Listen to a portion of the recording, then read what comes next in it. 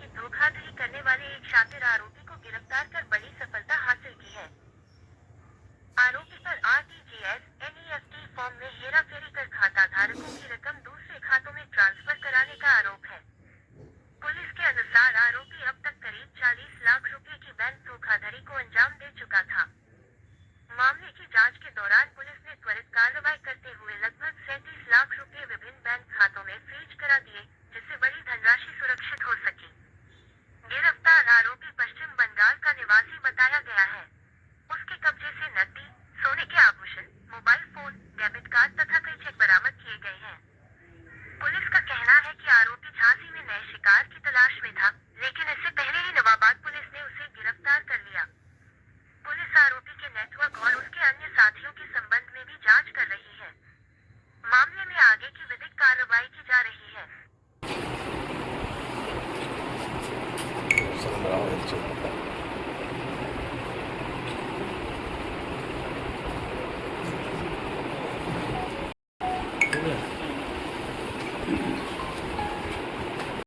चार जून को थाना नवाबाद क्षेत्र के अंतर्गत एक बैंक से 40 लाख रुपए के फ्रॉड होने की सूचना पुलिस को प्राप्त हुई थी, जिस पर आवेदक की तहरीर पर मुकदमा तत्समय पंजीकृत कर लिया गया था। तभी से घटना के खुलासे के लिए कई टीमें प्रयासरत थी और इसी के दौरान आज थाना नवाबाद पुलिस को घटना के खुलासे में सफलता प्राप्त हुई है और इसके जो अभियुक्त है, इस अभियुक्त को आज गिरफ्तार कर लिया गया है। समीर सामंत निवासी जिला हुगली पश्चिम बंगाल का ये व्यक्ति रहने वाला है, जिसने ये घटना कारित की थी। इस व्यक्ति के द्वारा 31 मई को ये व्यक्ति जनपद झांसी में आया था और तभी से ये यहाँ विभिन्न बैंकों की रेकी करने के बाद इसने ये ग्वालियर रोड स्थित इस बैंक से एक व्यक्ति हैं अजय गुप्ता, जिन्होंने अपने गार्ड के माध्यम से 40 लाख रुपए आरटीजीएस करने के लिए भिजवाए थे। उसी समय इसने नज़र बचाते हुए उस फॉर्म को चुपके से बदल दिया और उस पर फर्जी हस्ताक्षर करते हुए और अपना खाता संख्या उसमें डालते हुए इसने इस घटना को अंजाम दिया। इसके द्वारा ये 40 लाख रुपए जिस व्यक्ति के खाते में जाने थे, उस खाता संख्या को बदलते हुए अपना खाता डाला और अपने खाते में इस पैसे को ले लिया गया और उसके बाद लगातार बैंकिंग और फ़ोन बैंकिंग और यूपीआई के माध्यम से इस धनराशि का इसके द्वारा प्रयोग किया गया। 2 जून को इसके द्वारा झांसी में ही मालाबार ज्वेलर्स के यहाँ से इसी पैसे से कुछ खरीद की गई सोने के आभूषणों की और दोबारा 3 जून को कल्याण ज्वेलर्स जनपद झांसी में ही इसी पैसे को यूज़ करते हुए कुछ खरीदारी की गई। इसके कब्जे से जब पुलिस ने पूछताछ की तो ये जो खरीदारी इसके द्वारा 2 तारीख और 3 तारीख को की गई थी, वो सभी आभूषण बरामद कर लिए गए हैं। साथ ही इसके खाते में जो पैसा अभी था उसको भी पुलिस ने बरामद कर लिया है। इसके कब्जे से कुल 94,100 रुपये नगद प्राप्त हुए हैं। 3 अंगूठी पीली धातु, 1 लॉकेट पीली धातु जिसकी कीमत लगभग 1,68,400 रुपये है, ये बरामद हुआ है। साथ ही इसके कब्जे से 4,47,500 रुपये के भरे हुए चेक, बैंक के चेक प्राप्त हुए हैं।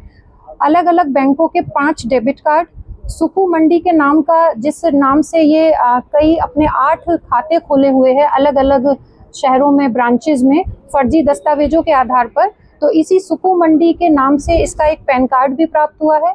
2 एंड्रॉयड फ़ोन, 1 कीपैड फ़ोन और 3 सिम कार्ड इसके कब्जे से बरामद हुए हैं। इस प्रकार इसके 37 लाख रुपए की जो धनराशि है इसके बैंक खाते से वो होल्ड भी कराई गई है, फ्रीज करा दी गई है वो वैल्यू।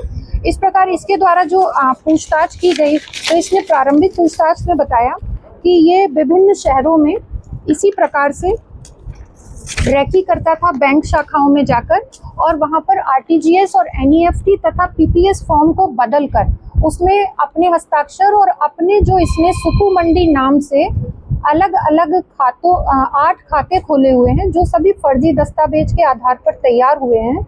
उन खातों में ये जो धोखाधड़ी करता था उन खाता नंबर डालकर उनमें ये पैसा जो है ट्रांसफ़र किया करता था।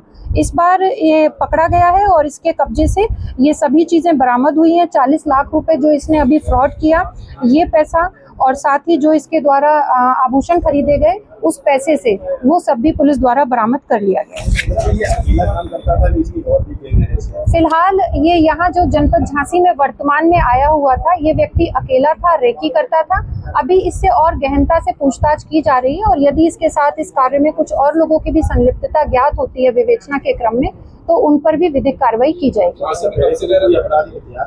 ये अभी 31 मई को जनपद झांसी में आया था और तभी से ये रेकी कर रहा था। झांसी में ये कहाँ ठहरा था, कौन इसको सजा? ये सभी चीजें, ये जो पैसा इसने अपने खाते में ट्रांसफर किया, इस पैसे का प्रयोग इसने अपने यहाँ रहने के लिए, पेमेंट्स करने के लिए, खाने पीने के लिए भी इसने इस पैसे को यूज किया है।